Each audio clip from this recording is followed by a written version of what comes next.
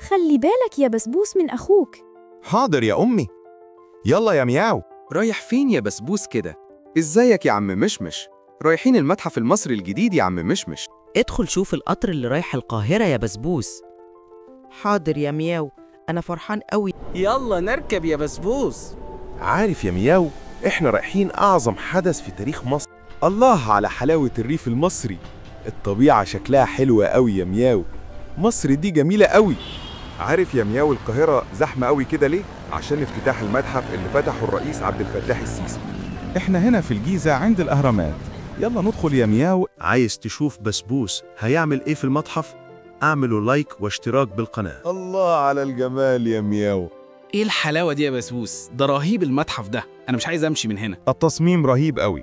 دي براعة تصميم ونحت المصريين القدماء، ده تراثنا يا بسبوس. أنت يا مياو قدام أعظم إعجاز هندسي في تاريخ البشرية، قناع الملك توت عنخ آمون الذي أعجز العلماء عن تصميمه.